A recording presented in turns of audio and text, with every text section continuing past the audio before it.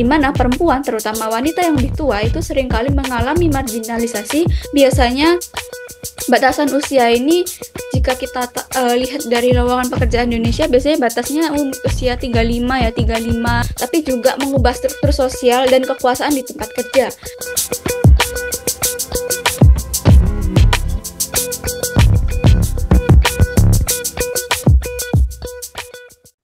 Baik, Assalamualaikum warahmatullahi wabarakatuh.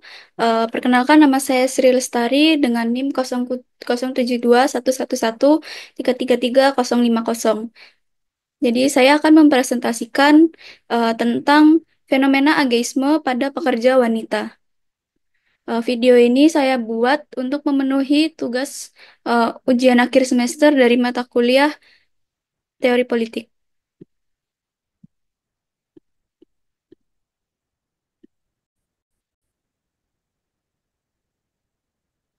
Nah, baik.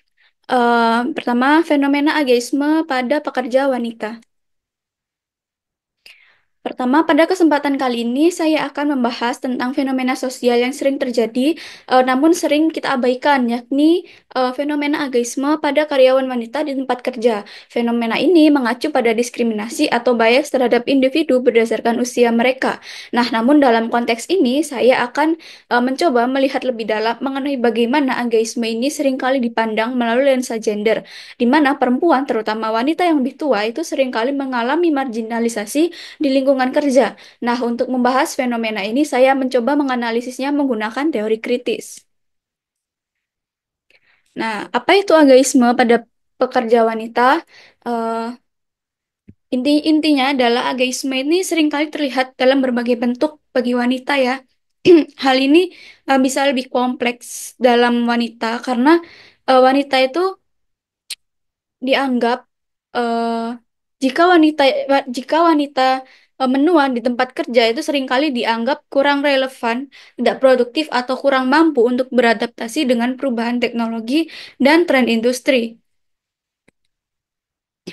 Nah, ini yang saya dapat infografis dari solopost.com. Intinya adalah ketika jika di Indonesia, ageisme itu dapat dilihat dari banyaknya lamaran pekerjaan atau syarat memasuki pekerjaan yang di mana terdapat batasan usia. Terutama jika pada perempuan itu biasanya terdapat imbuhan ini eh, adanya adanya syarat status single atau tidak berencana menikah dalam waktu dekat. Pada beberapa perusahaan juga apa ya, pada saat proses rekrutmen itu kan kita sering menemui ya, kalau tanda tangan kontrak itu biasanya ada tanda tangan kontrak untuk tidak menikah selama bekerja atau tidak hamil selama bekerja. Nah, biasanya batasan usia ini, jika kita lihat dari lowongan pekerjaan Indonesia, biasanya batasnya usia 35 ya, 35 sampai 40 tahunan. Seolah-olah itu menggambarkan bahwa ketika wanita sudah memiliki anak atau melahirkan, menikah, bahkan berusia 35 ke atas, itu kita dianggap sudah kadaluarsa gitu. Bahasanya apa ya? Seperti sudah usang.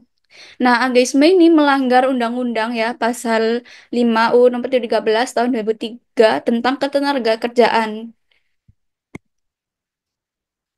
Nah, ini terdapat pengalaman dari netizen yang saya ambil dari Quora, beberapanya seperti yang dialami oleh Kak Ratih, di mana dia mengatakan bahwa ia itu menerima gaji yang tidak sama besar dengan rekan prianya yang memiliki masa kerja yang sama.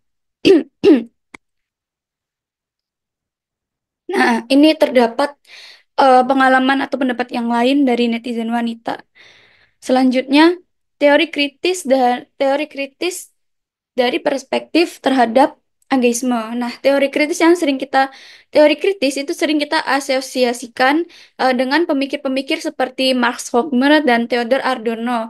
Nah, ini menyoroti bagaimana struktur sosial yang ada itu seringkali memperkuat ketidaksetaraan dan menindas kelompok-kelompok yang lebih lemah atau terpinggirkan.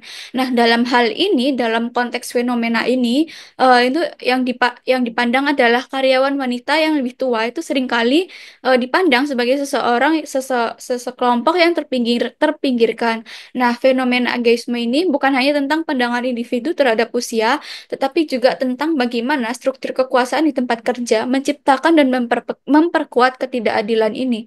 Nah, melalui perspektif teori kritis, kita bisa melihat bahwa ideologi dominan, baik itu kapitalisme yang memprioritaskan efisiensi dan inovasi atau norma-norma sosial yang mengutamakan penampilan fisik, itu seringkali berfungsi untuk memperkuat diskriminasi terhadap karyawan wanita yang lebih tua. Nah, struktur sosial budaya di tempat kerja menuntut perempuan muda untuk tampil sesuai dengan standar yang ditetapkan oleh media atau pasar tenaga kerja. Ketika perempuan melewati batas usia tertentu, nah mereka itu dianggap usang seakan-akan tidak lagi relevan dengan dunia yang berfokus pada kecepatan teknologi dan penampilan.